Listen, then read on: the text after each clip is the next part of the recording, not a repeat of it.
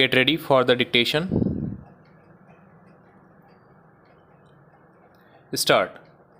Sir, we were expecting that this bill, which is before us and which has been passed by Rajya Sabha, would deal with some of the vital issues that are agitating the minds of the people and their living conditions also, but unfortunately, it does not do so.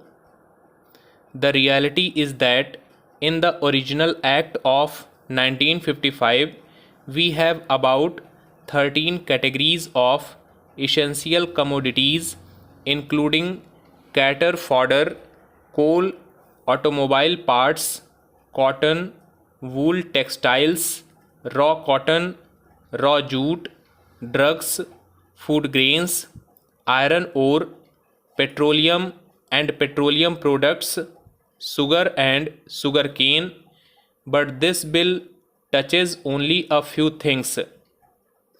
Here, the vital aspects are not even touched up. There is no statement of objects and reasons appended with the bill so that we can grasp the meaning of this.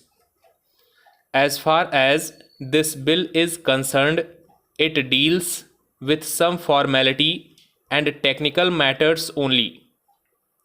When we touch upon this subject, we know that there are three aspects which are important, such as production, distribution, and price.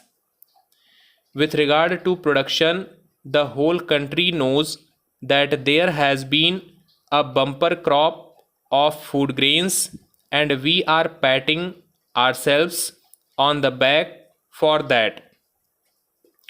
Besides that, there have been huge imports. With regard to groundnut also, the minister has been declaring that there has been a bumper crop of 80 lakh tons, and it comes to about 40% more than the last year's production. Here, we have just now heard that the National Textile Corporation is playing its part in stepping production and making the sick and deserted units viable ones. In such a situation, when there is production on such a huge scale, what is the factor that is hindering the proper distribution and check on price rise in our country? I would like to ask, in view of the fact that the production in the public sector is growing, even the National Textile Corporation with 6 mills, most of them dead mills, is growing. I would like to know about role of the private sector in the matter of textiles. We have been hearing that the private sector is resorting to lockouts and even retrenchment. Is the government of India aware of the fact that the monopolies in our country are resorting to a policy of increasing profits by raising prices after reducing production? So, their policy is anti-national. They reduce production and increase profit by raising the prices.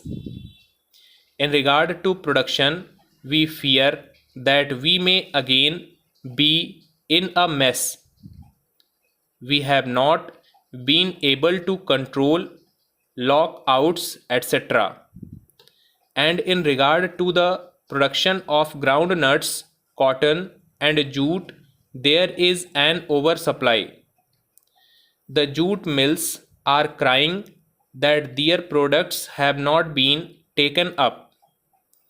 In such a situation, this would hamper production next year. When the real producers are not getting impetus, whether they produce food grains, edible oils, jute, sugarcane, cotton, or oil seeds, the danger is that they will not get adequate encouragement and the production may not go on steadily increasing as it did this year.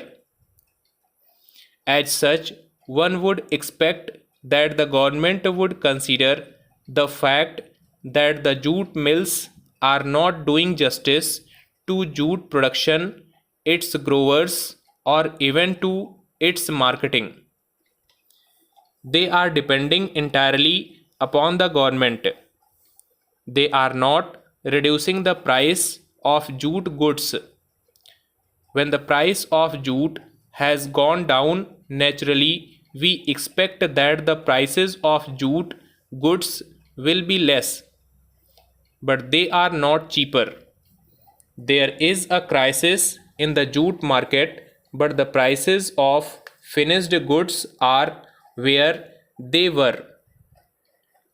They are also slightly costlier in some respects.